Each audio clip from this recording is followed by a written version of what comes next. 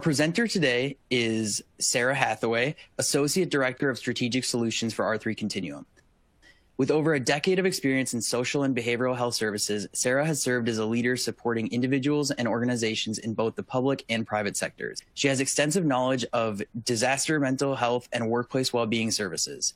Sarah is an internationally recognized trainer who has presented and instructed on areas including workplace well-being, crisis response, trauma recovery, resilience, secondary traumatic stress, civil unrest and racial trauma, cultural competency, and organizational culture. She has provided direct support to victims of crime and disasters across the United States, including providing on-scene command and psychological support services for criminal trials and providing advocacy for child assault and mass violence victims. Sarah is a leading partner for R3 Continuum's training and advocacy resources services, providing tailored strategies to meet individual and organizational needs. Sarah, thank you very much for being here today. Really excited for what we're going to learn from you today. So with our webinar, we only have about 30 minutes this morning, going to keep it short and sweet, and there's plenty to cover. So let's start off with kind of the basics. And can you talk to us about some of the common thoughts employees may be having that could be stressing them out and impacting them at work? Absolutely. I think especially over the last couple of years, the level of personal disruption has been continuing to increase as we continue to endure this global pandemic, and many individuals are experiencing changes in their routines or reestablishing routines as this goes on. Individuals are experiencing loss of family members, friends, coworkers.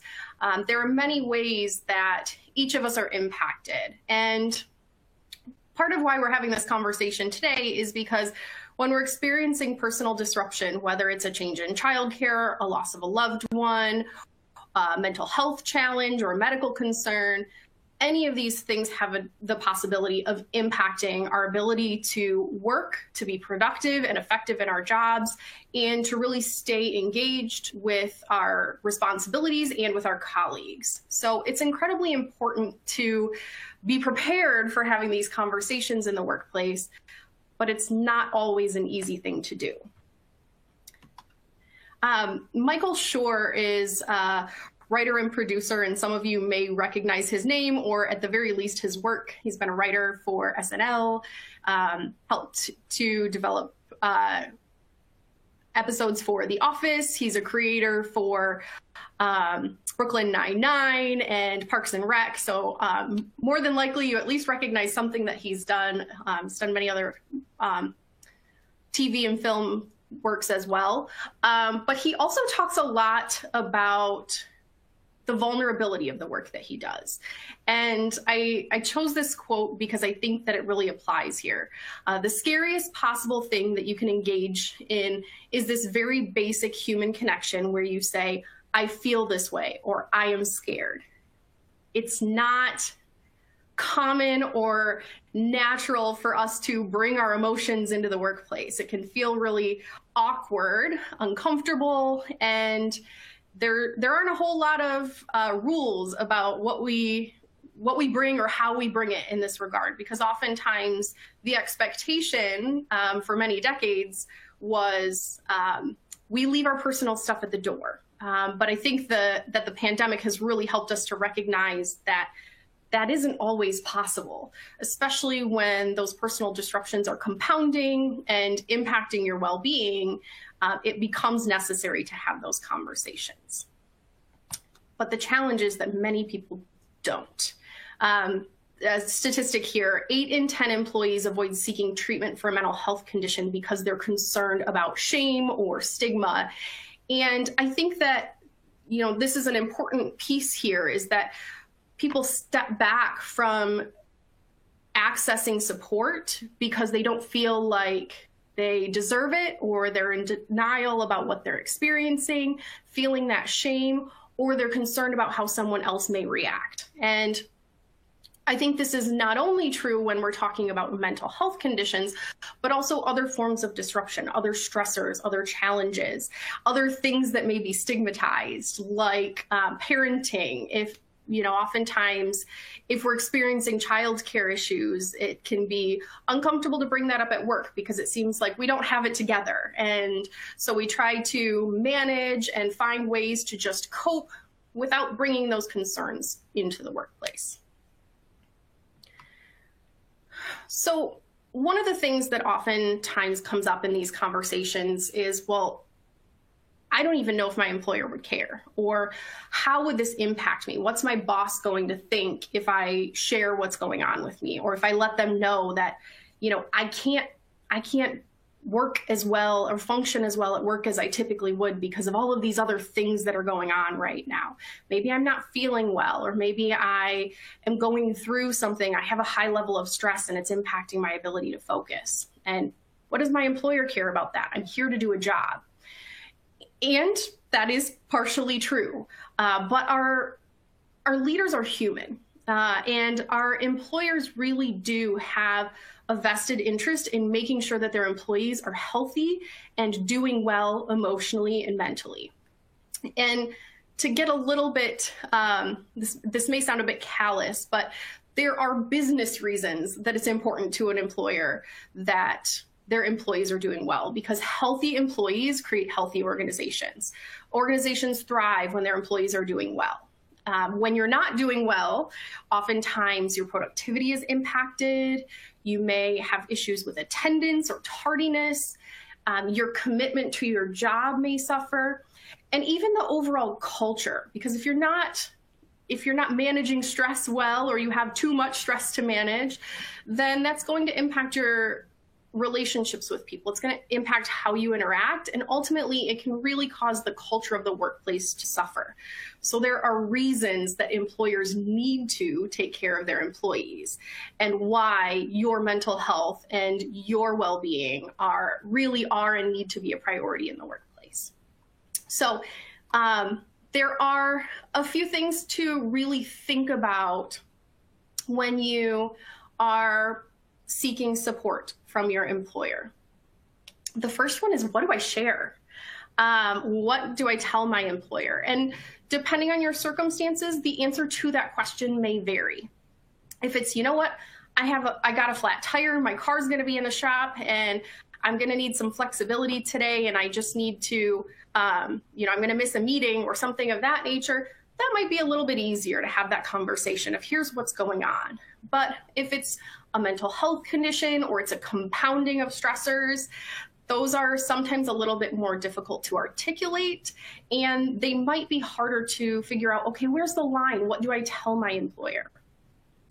Some factors that you can consider here are, first of all, what do they need to know? What information is necessary for them to understand the gravity of the situation? If I just say I have a personal concern and I'm going to need to be out of work for the next 2 weeks, that might be a little bit hard for your supervisor to understand. So it might be necessary to give a little bit more context to what's going on. Or if it's, I'm going to be needing some understanding, I might be late on a project, that might be a little bit easier to understand.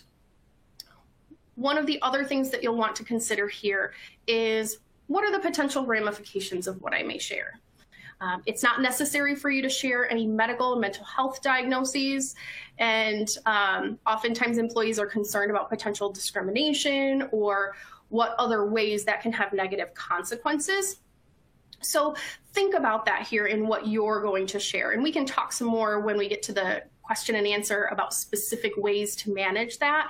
But think about what is necessary for them to understand, again, that gravity of the situation, and then what are you comfortable sharing, and what are the potential consequences of sharing.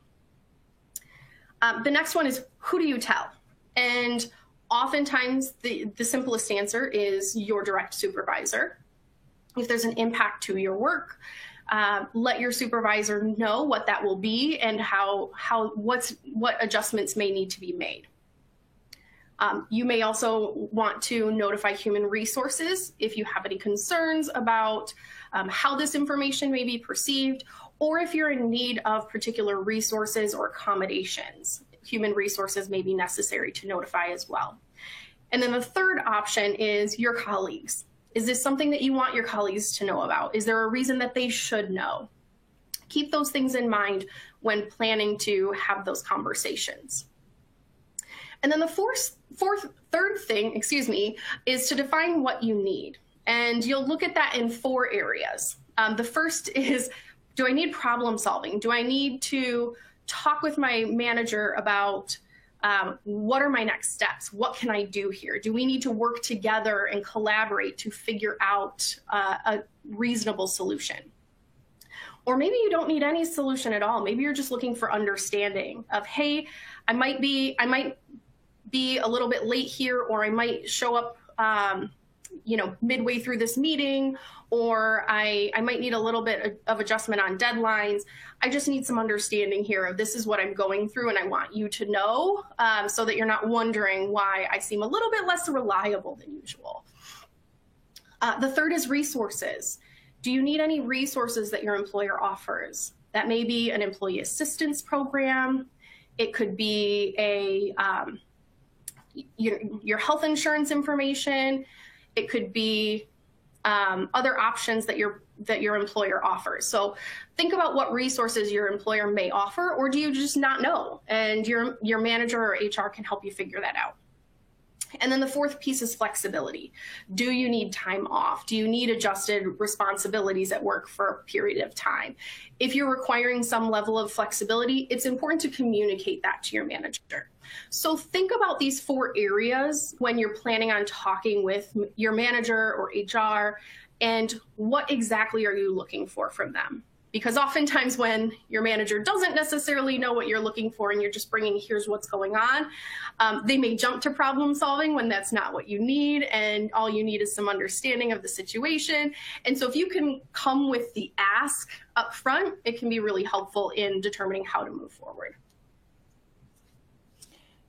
All right. Hey, I have a question kind of jumping in here as well. And, it actually came up from that very first slide of, what is a sign that somebody might need to reach out for support? Like when is kind of like enough is enough type of thing? Is there something where I should look inside and be like, oh, you know what? I do need to reach out. Do you kind of have any thoughts on that? That's a really great question. I think there are a couple of signals that you might need to reach out. And the first is if you're coping with something where you need help, you need support, or maybe you just need a listening ear, somebody to understand what you're going through. If you're feeling like you need help, oftentimes your employer has some type of a resource for that. Again, it may be your manager, maybe HR, or it may be something like that employee assistance program. The other indicators that you may need help is if there's an impact to your work, if there's an impact to your performance, or if your impact to your availability or your reliability. Those are indicators that your manager probably needs to know what's going on so that it isn't viewed as just strictly a performance issue. If you can communicate at least semi-openly, again, there may be some things that you keep personal, keep to yourself, but if you can communicate at least on some level of what's going on, that can help them to identify that there's something else other than just a performance concern. And then the third thing is if you're noticing any specific changes in your emotions, your behaviors, if you think that there may be some potential impact to your mental health, again, this is another opportunity to communicate with your employer about how to get support and resources. So great question. All right, perfect. Well, then moving forward, can you kind of cover some of the resources and solutions to go about this? Yes, absolutely. I mentioned a few of those, but the first would be if you need any flexibility, there may be work modifications that can be made. It could be, hey, is it possible for me to work from home for a couple of days while I have, while I'm trying to figure out a childcare situation? Or is it possible that I, create somewhat of a flexible schedule for the next couple of weeks because I'm going to need to be out of town because of a family issue. Or maybe it's I need to attend some appointments, so I need to leave early on a particular day. If you're needing those type of work modifications, you can work with your manager to figure those out. Team support. Oftentimes, the people that we rely on most at work are the people that we work closest with. So who is your team? What can they do to support you? And oftentimes that's a little bit of a revolving door. One person may need support at one point and another person needs support at another time. And so that kind of, the ball gets passed around depending on who can kind of carry the additional load at a particular time, or maybe who can't. I mentioned health insurance benefits. You likely have a mental health benefit as part of your health insurance package. So that's one way that you can access mental health resources, as well as an employee assistance program if your employer has one. EAPs, if you're not familiar with them and what they do, they're a very generalist support program for employees. So you can get mental health resources, legal, financial information. So regardless of the personal disruption you may be experiencing, the EAP likely has a resource for you. So that's a great option to explore, and you can speak with your manager or HR about what benefits you have in place. Accommodations and leave programs. You may have something in place as well. If there's, family medical leave, disability programs, or if you're needing some formal accommodations because of a medical or mental health condition, those things you can work with HR on identifying what options you have in place there. And then the last piece is wellness programs. Some employers have particular wellness programs, other services available or policies if you are needing some additional resources. So again, talk with your manager or HR person about what wellness programs they may have in place. So we're going to move to questions here in just a moment, but I wanted to close this informational piece with another quote by Michael Schur. You can't achieve anything entirely by yourself. There's a support system that is a basic requirement of human existence.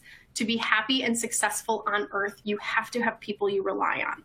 And that's absolutely true. None of us can do this by ourselves. And I think that it's incredibly important to recognize that whatever you may be going through, you don't have to and don't need to go through this by yourself. There are resources available to you through your employer. Don't be afraid to take advantage of them. All right. So Shane, I'll turn it over to you to see if we have any questions coming in. Excellent. That sounds great. Thank you for that, Sarah. So if you have questions, we have about 10 minutes left.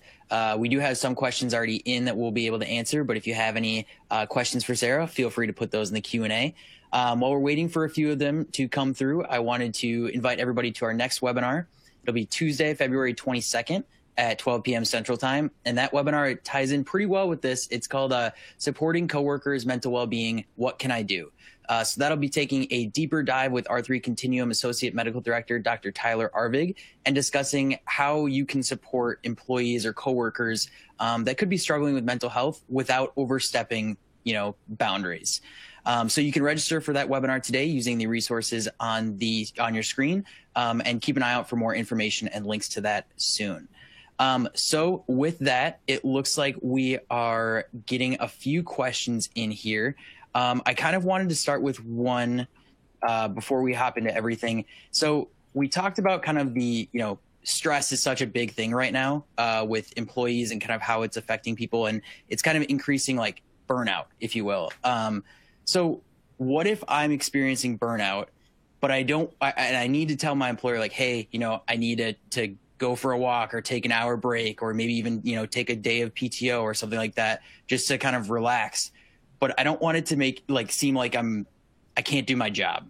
Do you have any kind of like ways that I could go about this to maybe make it more understanding for my employer? Mm-hmm. That's a great question. So glad you're asking it, because burnout is incredibly common, especially now for individuals in so many fields, whether it's because of the job itself or because of, again, those personal stressors that may be contributing to the stress at work and the balance between work and personal lives. If you're experiencing burnout, I think the important thing here is, yes, there is a level of stigma around burnout, and we all have to combat that. It's a difficult thing to do, and you're right that it can potentially have an impact on how you're perceived at work. So I think some of the things that you can do in having that conversation are to let your employer know, I'm feeling extremely stressed right now. I'm in a place where I'm, struggling to manage that stress, and I need some additional time, whether it's stepping away from my desk or, taking a 5-minute break to go talk to somebody. Those types of things. I might need some additional time to manage the stress I'm experiencing right now, but I want you to know that I'm here and I'm committed, and I'm doing this so that I can be here and work effectively throughout the day. So if you kind of let them know that this isn't, I'm checked out, I don't want to be here anymore. I really just am doing this so I can be the best I can be when I'm at work. You're more likely to get a positive response from that. That makes total sense. Thank you for that. So the next one I think is kind of on like maybe another side of that. So this question is kind of like a two-part, I think. So what is the best way to share with your manager that you are getting a divorce? And that's kind of like the specific one. But I think looking at it, with after the last question that was asked, what's the best way to go to an employer about a personal issue? Something like a divorce. That's not something that's really, it's not work related, but it's clearly going to impact how somebody is doing at work. It's going to impact their productivity. So how do you kind of go about that with the personal side of things? Yeah. This is an important topic and not always an easy one to share with your employer. First of all, I'm guessing by the way the question is phrased that you're wanting your employer to know that you're going through a divorce, that you've already decided that you'd like to share that information. So I think you've kind of covered it. I'm getting a divorce. I think it's one of those things where you may go and speak individually with your manager to let them know, and then give them a little bit of context. So it might be, hey, I'm doing okay. I just want you to know because there may be some appointments that I need, or I might need some time off here, or if I'm feeling, coming across as a little bit stressed or down on a particular day, I just want you to know that that's what's going on. But if there's a higher level of need there, if there's more going on and more support you need from your employer in that regard, then that's a conversation to be had too. Okay. So then the next one, I think we have two questions that are going to be kind of based on this, but do you think that it's more difficult to talk to a leader in a remote setting or in person? Is this something that maybe you should be setting up a conversation to go into the office if you're able to, and adhering to all safety and everything, depending on what your office is. But do you think it's easier to do that over, a Zoom call or a phone call or in person, or what are your thoughts on that? Good question. I think that it probably depends on the person and maybe even the topic. One of the things that's coming to mind here is in a remote environment, if this is a really difficult conversation for you, you have the possibility to put some notes up on a screen and have here's the talking points, the things that I want to make sure to cover, the questions that I have for my employer.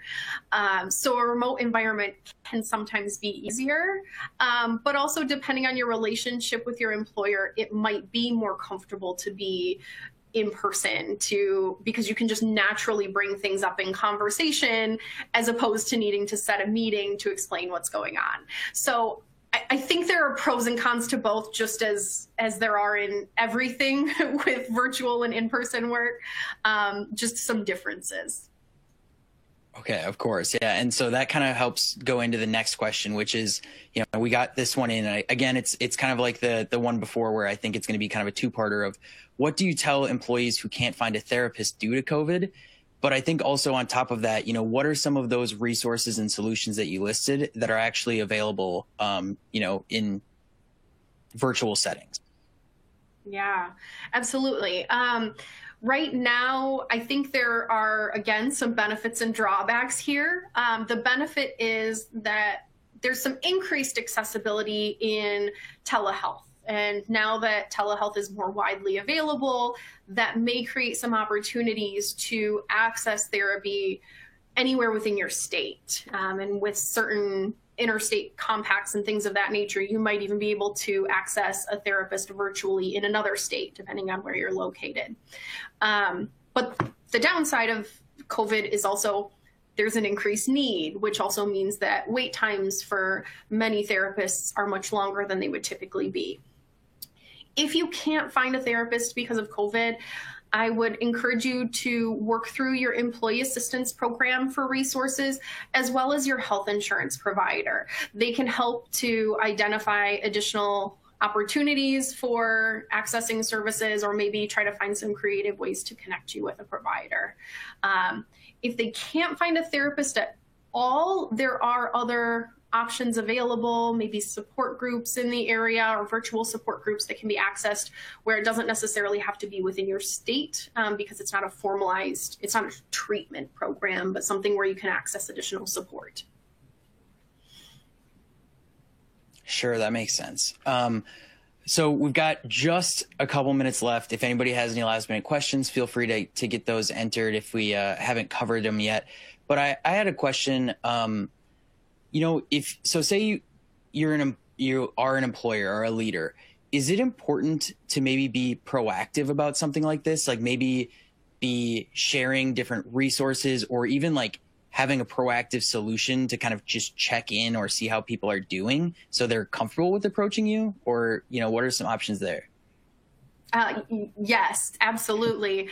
As a leader myself, I have, I always try to keep that open door in supervision conversations, always check in of how are you doing? Is there anything that you need? And even just a little bit of small chit chat about personal stuff. How was your weekend? How's your family doing?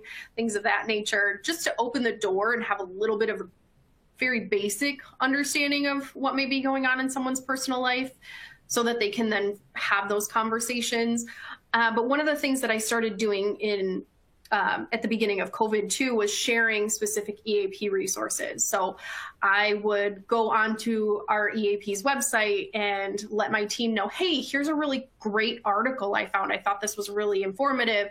Thought you might want to know, thought you might be interested, and would share that.